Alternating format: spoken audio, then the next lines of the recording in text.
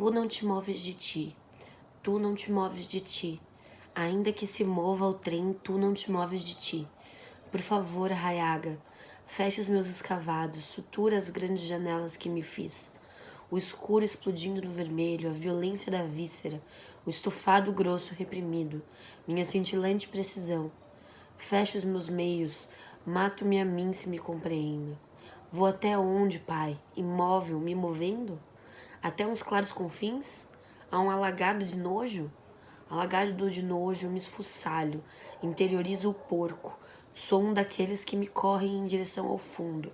Agrido-me como se fosse dono da verdade, como um cristão, como todos os cristãos que até hoje carregam o monopólio da luz, como se o caminho fosse um só.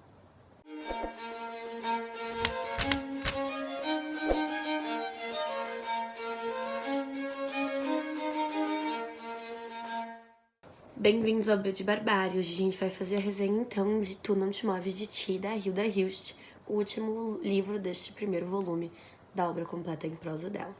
Bom, como todos devem saber, eu promovo lá no Instagram esse projeto de leitura da Hilda Hilst em prosa. E a gente tá lendo em ordem cronológica.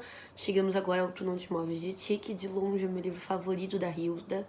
Eu já tinha lido um livro da Hilda em prosa antes, que é o A Obsessão da Senhora D, o próximo livro desse projeto, que tá aqui neste segundo volume, já coloquei até o marcadorzinho. Mas mesmo contando com o que me lembro de A Obsessão da Senhora D, o Tu Não Te Moves de Ti é o meu favorito. Nesse caso específico, existe uma entrevista da Hilda neste livro aqui. Fico besta quando me entendem. Então tem aqui uma entrevista que ela é só sobre o Tu Não Te Moves de Ti. E ela faz uma grande diferença na compreensão, porque esse livro tá longe de ser um livro fácil da Hilda. Então aqui, ó, na página 55, a entrevista chama Tu Não Te Moves de Ti, uma narrativa tripla de Hilda Hilst, de 1980. Então nessa entrevista, o Léo, né, que é o entrevistador aqui, fala bastante com a Hilda sobre os 3 contos que compõem essa história. E quais são esses 3 contos? Então a gente começa com a história de Tadeu. Tadeu é a razão. E a gente acompanha Tadeu em uma morte que talvez seja literal, talvez seja metafórica, de um ser que tem a necessidade do útil, do pragmático, do que é real, sem que haja o subjetivo das coisas, talvez. Eu acho que é exatamente isso que falta a Tadeu, a subjetividade do ser humano.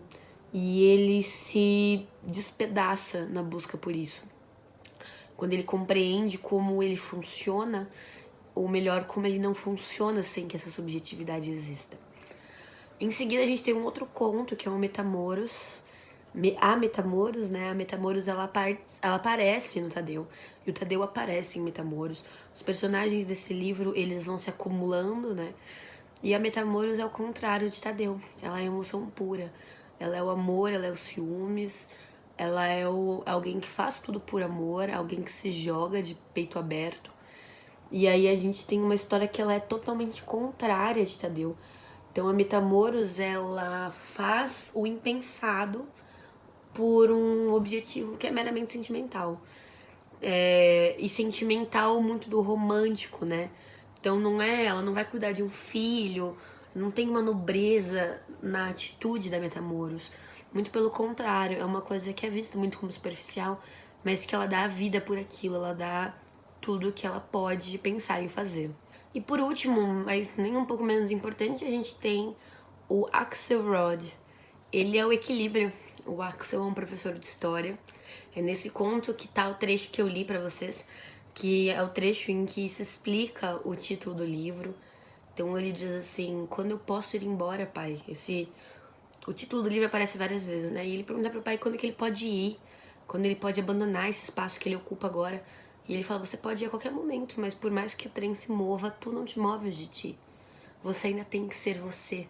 Você ainda convive com o que você fez, com o que você fará, com a pessoa que você é e o espaço no mundo que você ocupa. E o Axel, então, professor de história, ele tem esse lado racional, até que ele se encontra com alunos que falam sobre as torturas da ditadura, e ele se encontra com o sentimento dentro da teoria. Ele faz uma união de subjetivo e objetivo, e ele não resiste a isso.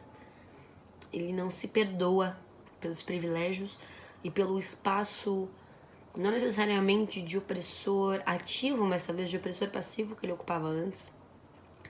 E aí ele se encontra também num problema.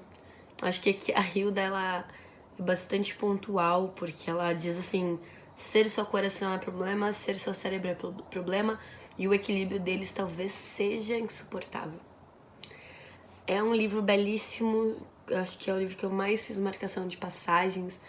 É um livro que, apesar de ter bastante subjetividade, como todos os livros da Hilda, tem um enredo cuja linha narrativa é mais fácil de seguir do que os anteriores.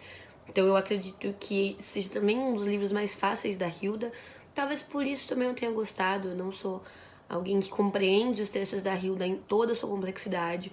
Então talvez o fato de eu ter entendido um pouco mais desse fez com que eu gostasse mais, né? Talvez a Hilda tenha muito aí pra me mostrar e que eu não consigo enxergar ainda. Mas é sensacional, assim. Eu mandei trechos dele pra um monte de gente, eu mandei trechos dele pra Aline Bay. Falei, mulher, você tem que ler esse livro, porque olha isso, sabe? A estrutura que ela usa, o ritmo que ela usa, é poético dentro da prosa, sem ser uma coisa melosa, por exemplo, como o Walter Ugumãe faz. Não tô criticando, eu gosto do modo meloso como o Walter Ugumãe escreve, mas é diferente, quero pontuar essa diferença. É um livro que eu indico pra todo mundo, assim, de verdade. É um livro incrível em reflexões, na sua literatura. Ele é uma literatura bonita por si só. Mesmo que você não entenda o que ele tá falando de modo geral, parece bonito quando você lê. E o enredo ainda assim traz reflexão, traz política dentro da obra da Hilda, como a gente sempre ouviu que não tinha, e tem muito, graças a Deus, sabe? Bom, pessoal, é isso. Espero que vocês tenham gostado dessa resenha. Eu tento não falar muito das coisas da Hilda, porque eu acho que os livros da Hilda são muito mais da leitura do que da conversa sobre. A menos que você esteja lendo junto com a pessoa, como está acontecendo lá no grupo, eu acho difícil ter essa capacidade de lembrar de algumas coisas, porque o livro dela é muita forma, é muitas palavras, um pouco menos o enredo. Então não é uma questão de lembrar, é uma questão da experiência na hora e como você se sente com aquilo naquele momento, né? Mas eu tô adorando participar lá do projeto.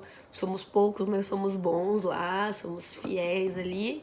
E daqui a pouco aparece por aqui a resenha, então, da minha releitura de A Obscena Senhora D. É isso, pessoal. Espero que tenham gostado desse vídeo. Se gostaram, se inscrevam no canal, clicando na bolinha com o meu rosto. Se não gostaram, deem dislike, mas digam por que não gostaram. É isso, e até a próxima.